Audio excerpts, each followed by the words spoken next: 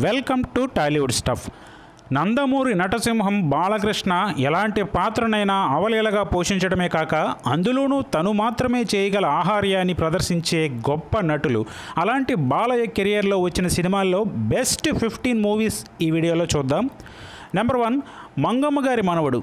Solo హీరోగా బాలయ్య సాధించిన hit. పొరుగు రాష్ట్రాలలో సైతం ఈ మూవీ అఖండ విజయాన్ని సాధించింది. హైదరాబాద్లో అత్యధికంగా 560 రోజులు ప్రదర్శించబడిన మూవీ ఇది. పక్కా విలేజ్ బ్యాక్డ్రాప్తో పంచికట్టు పైజమాతో అచ్చ తెలుగు పల్లెటూరు కుర్రాడిలా బాలయ్య నటన అద్భుతం. నెంబర్ 2, ముద్దుల మామయ్య.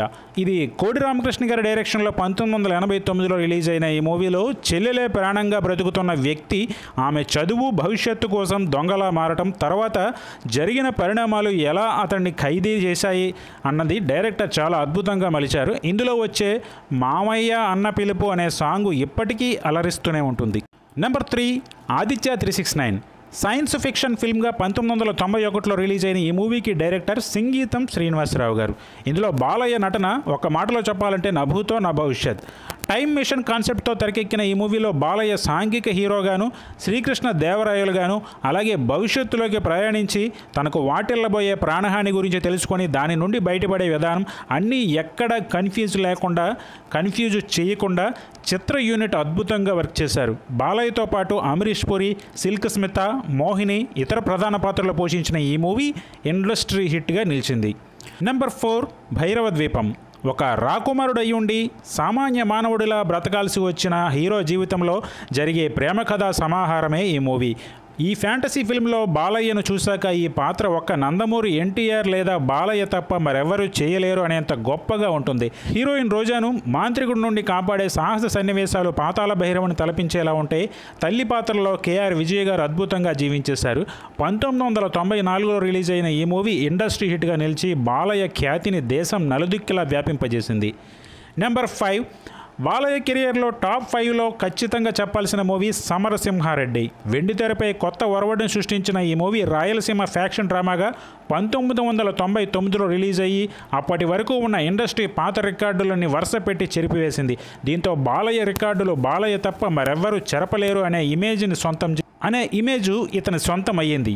పగలు ప్రతీకారాల కంటే మనుషుల మార్పు అనేది ముఖ్యమైన డైరెక్టర్ గోపాల్ గారు తెరకెక్కించిన ఈ మూవీకి సంగీతంలో సరిలేరు ఎవ్వరు అనిపించారు మణిశర్మ. నెంబర్ 6, నరసింహనాయుడు. ఈ మూవీతో బాలయ్య తన సమరసింహారెడ్డి రికార్డును తనే చెరుపుకోవాల్సి వచ్చింది. బెస్ట్ యాక్టర్గా నంది అవార్డు సైతం కైవసం చేసుకున్నారు బాలయ్య. ఈ మూవీ 2001 సంక్రాంతి కానుకగా రిలీజ్ అయ్యి కనకవర్షం కురిపించేసింది. పక్కా ఫ్యాక్షనిజం బ్యాక్డ్రాప్తో తెరకెక్కిన ఈ మూవీలో బాలయ్య నటన నెవర్ బిఫోర్ అన్నట్లుగా ఉంటుంది. నెంబర్ 7, మువ్వగోపాలుడు. నిజమైన ప్రేమ త్యాగాన్ని కోరుకుంటుంది అని తను ప్రేమించిన వ్యక్తిని అందరి క్షేమం కోసం త్యాగం చేసే పాత్రలో విజయశాంతి గారు నటించగా ఆమెను ఎంతగానో ప్రేమించి అమాయకంగా తెలియని తప్పుతో మేనకోడల మెడలో తాళివేసి భర్తగా మారే పాత్రలో బాలయ్య అద్భుతంగా నటించారు. పల్లెటూరి అందాలతో కూడిన ఈ సినిమాని డైరెక్ట్ చేసింది కోడి రామకృష్ణ గారు. నెంబర్ 8, ముద్దుల కృష్ణయ్య. ఇది కూడా కోడి రామకృష్ణ గారి, ఎస్ గోపాల్ రెడ్డి, కేవి మహదేవన్, విజయశాంతి, బాలకృష్ణల కాంబినేషన్లో వచ్చిన సెన్సేషనల్ హిట్ మూవీ. నెంబర్ 9, నారీ నారీ నడుమ మురారి. మామ కూతుర్లలో ఒక్కరినైనా పడగొట్టి పెళ్లి చేసుకొని తమ 2 ఫ్యామిలీలని కలపాలి అని వెళ్ళిన బాలయ్య అక్కడ అనుకోకుండా 2 మరదళ్ళు ప్రేమలో పడటంతో పెద్ద చిక్కుల్లో పడతాడు. ఈ మూవీ 1990లో రిలీజ్ అయ్యి అఖండ విజయాన్ని దక్కించుకుంది.